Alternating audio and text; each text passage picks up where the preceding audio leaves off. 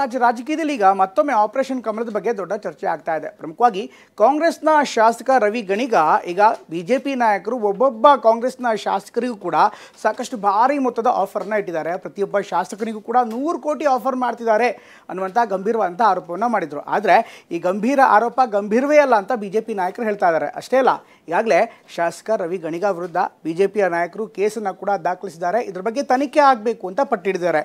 ಇನ್ನು ಮತ್ತೆ ಕೆಲವರು ಇದೇ ವಿಚಾರಕ್ಕೆ ಸಂಬಂಧಪಟ್ಟ ಇದೇ ರೀತಿ ಮಾತನಾಡ್ತಾ ಇದ್ರೆ ಖಂಡಿತವಾಗ್ಲೂ ಅವರ ವಿರುದ್ಧ ಕಾನೂನಿನ ಕ್ರಮವನ್ನು ಕೈಗೊಳ್ತಾ ಇದ್ದಾರೆ ಅಂತ ಹೇಳ್ತಿದ್ದಾರೆ.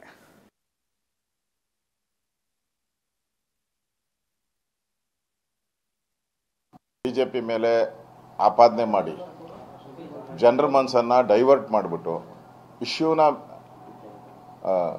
ಬೇರೆ ಇಶ್ಯೂಗೆ ತೆಗೆದುಕೊಳ್ಳೋಗುವಂಥ ಒಂದು ಕುತಂತ್ರ ಇದು ಅಷ್ಟೇ. ಯಾರೋ ಹೇಳಿದ್ರಂತ ನೀವು ಈ ರೀತಿ ಸ್ಟೇಟ್ಮೆಂಟ್ ಕೊಡಕ್ಕೆ ಹೋಗ್ಬೇಡ್ರಿ, ಮತ್ತು ಇದನ್ನು ಮುಂದುವರಿಸಿದ್ರೆ ನಾನು ನಿಮ್ಮ ಮೇಲೆ ಮಾನಹಾನಿ ಕೇಸು ಹಾಕ್ತೀನಿ. ಯಾರು ಕೊಟ್ಟಿದ್ರು ಅಂತ ಹೇಳಿ ಆ ಫೋನ್ ರೆಕಾರ್ಡ್ ಕೊಡಲಿ. ₹1 ಅವ್ರು ಬೇಕಾಗಿಲ್ಲ. ಅವರು ಯಾಕೆ ಗೊತ್ತಾ, ನಮ್ಮ ಪಾರಿವಾಳಿಗಳ ಜೊತೆಯಲ್ಲಿ ಕರಿ ಕಾಗೆಗಳದೇನು ಕೆಲಸ ಇಲ್ಲ.